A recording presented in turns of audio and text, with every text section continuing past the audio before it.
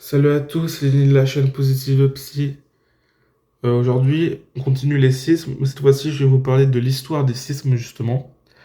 Il y a un petit texte écrit sur leur site, voilà, sur l'information de semaine de l'information sur la santé mentale. Alors, comme on a pu voir plusieurs fois durant cette série, ça commence en 1990. L'Association française de psychiatrie, AFP, a créé la semaine d'information sur la santé mentale, sisme.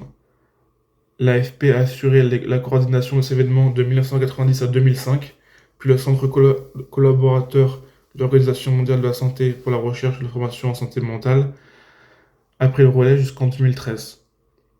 Face à l'augmentation de la mobilisation des acteurs de terrain et du nombre de partenaires du collectif, la durée de l'événement est passée de 1 à 2 semaines pour devenir les semaines d'information sur la santé mentale.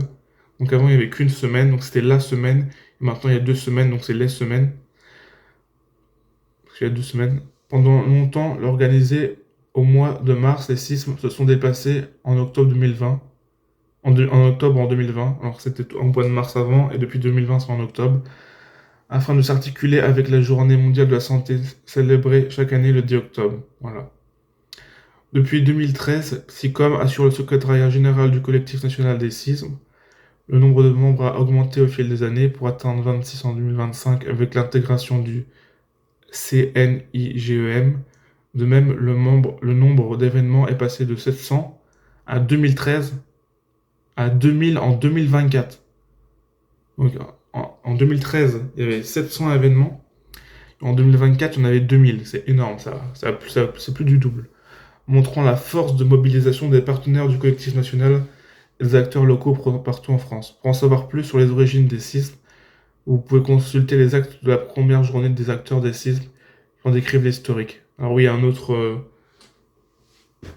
informations sur l'historique des sismes sur un onglet qui les actes, un onglet sur les actes de la première journée des acteurs des sismes, qui est d'après ce que je vois, un PDF, donc vous pouvez le consulter sur leur site aussi. Voilà. Celui-là, c'est assez gros, il y a quand même plus de 300 pages, voilà. Merci d'avoir regardé cette vidéo, n'hésitez pas à aimer la vidéo, à commenter, à partager et à vous abonner à nos comptes TikTok et YouTube. Salut!